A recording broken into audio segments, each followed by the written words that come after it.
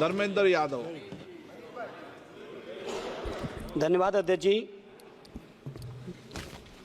मैं इस संविधान के 129वें संशोधन अधिनियम के विरोध के लिए खड़ा हूं।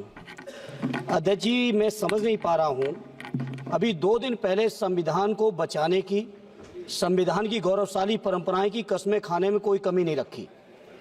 2 ही दिन के अंदर संविधान की जो हमारी मूल भावना है, 2 ही दिन के अंदर संविधान का जो हमारा बेसिक स्ट्रक्चर है, 2 ही दिन के अंदर संविधान का जो हमारा संघीय ढांचा है, उसको खत्म करने के लिए संविधान संशोधन बिल लाए हैं। मैं मनीष तिवारी जी से सहमत हूं और अपनी पार्टी और अपने नेता आदरणीय अखिलेश यादव जी की ओर से कहना चाहता हूं, ये बिल पूरे देश के जो अलग अलग भेष, भाषाएं, संस्कृति, क्षेत्र की जो मान्यताएं हैं, जो हमारे संविधान निर्माताओं ने बहुत सोच विचार के मंथन अध्ययन करके ये संघीय ढांचा तैयार किया था, राज्यों का गठन भी किया था, संस्कृति के हिसाब से, क्षेत्र के हिसाब से, भाषा के हिसाब से, परिस्थितियों और समय के हिसाब से। मैं नहीं समझता अध्यक्ष जी, मुझे कहने में कोई संकोच नहीं, उस समय के हमारे संविधान निर्माताओं से विद्वान, बाबा साहब भीमराव अंबेडकर से ज्यादा विद्वान इस सदन में अभी कोई नहीं बैठा, मुझे कहने में संकोच नहीं है। और ये संविधान की मूल भावना को खत्म करके कैसे तानाशाही के रास्ते निकाले जाएं, इसके अलावा कोई काम ही नहीं बचा है। आखिर मनीष तिवारी जी ने कहा, कहीं एक विधानसभा के चुनाव अगर कोई अविश्वास आता है, अगर बहुमत नहीं मिलता है, तो क्या पूरे देश का चुनाव कराओगे? पूरे देश का चुनाव कराओगे? और ये लोग एक देश, एक संविधान, एक चुनाव की बात करते हैं। जो लोग 8 विधानसभाएं भी एक साथ नहीं करा पाते हो, मौसम देख के तारीखें बदलते हो, वो लोग बात करते हैं एक देश एक चुनाव की।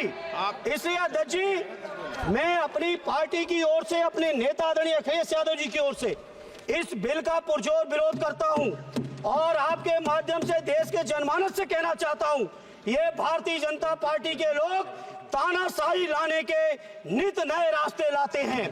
जो 8 विधानसभाओं का चुनाव एक साथ नहीं करा पाए, 4 राज्यों के चुनाव एक साथ नहीं करा पाए, वो पूरे देश की लोकसभा और सारे प्रांतों की विधानसभाएं एक साथ कराने की बात करते हैं। मैं पूछना चाहता हूं सरकार से, अगर एक प्रांत के अंदर सरकार गिरती है तो क्या पूरे देश की लोकसभा के चुनाव कराओगे? क्या अगर लोकसभा के चुनाव के चक्कर में उस प्रांत के लोग क्यों सफर करेंगे? अरे चर्चा कर लेना। अरे कुछ नहीं बचा है, कुछ नहीं बचा है आपके पास। अध्यक्ष जी, सदन को थोड़ा सा सिस्टम में लाएं। अध्यक्ष जी, आपसे अनुरोध है, आपके माध्यम से सरकार से अनुरोध है, जनता ने बड़ी उम्मीदों के साथ हम सबको भेजा है और हम सब लोगों की जिम्मेदारी है, ये संविधान विरोधी, संघीय ढांचे विरोधी, बेसिक स्ट्रक्चर विरोधी कई केसों की चर्चा की मनीष तिवारी जी ने, मैं उनके साथ जोड़ते हुए माननीय सर्वोच्च न्यायालय की भावनाओं के विरोधी, गरीब विरोधी, दलित विरोधी, पिछड़ा विरोधी, मुसलमान विरोधी, इस नीयत को वापस लो। ये अध्यक्ष जी, आपके माध्यम से मेरी आपसे प्रार्थना है। बहुत बहुत धन्यवाद। एक मिनट प्लीज। माननीय सदस्यगण, हम संसद के अंदर हर विषय की अलग अलग प्रक्रिया होती है। जब राष्ट्रपति भाषण होता है, जब बोलने की प्रक्रिया अलग होती है। संविधान पर उसकी 75 वर्ष की चर्चा पर जब विषय अलग होता है। आप जिस बिल का विधेयक पर विरोध कर रहे हैं, वो नियम 72 के तहत विरोध कर रहे हैं। तो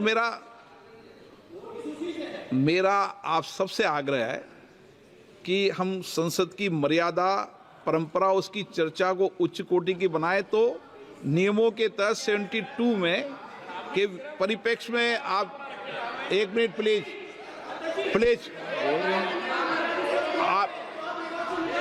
आप प्लीज, एक मेरा ये आग्रह है, ऐसे नहीं बोलते बीच में। प्लीज बैठिए, ऐसे बीच में नहीं बोलते हैं। मैंने इसलिए आपसे कहा कि मैंने किसी को नहीं कहा कि मर्यादा बोली। मैंने कहा नियम 72 के तहत आप उस परिप्रेक्ष्य के अंदर बिल का विरोध करने का आपका अधिकार है, वह भी विधेयक की विधायी क्षमता लेजिस्लेटिव कॉम्पिटेंस के विषय पर। लेकिन विषय गंभीर है, इसलिए मैं सभी मान्य सदस्यों आगे बोल रहा हूं, उस परिप्रेक्ष्य के अंदर वो अपनी बात को कहें, संविधान की मर्यादाओं के अनुरूप अपनी बात कहें। मैं सभी मान्य सदस्यों को पर्याप्त अवसर दूंगा, पर जब बिल पर डिटेल चर्चा होगी तब आप जो भाषा बोल रहे हैं वह बोलने का अधिकार रहेगा। ठीक है, सब सहमत इस बात से? आपको देंगे, आप दोनों में से तय कर लो।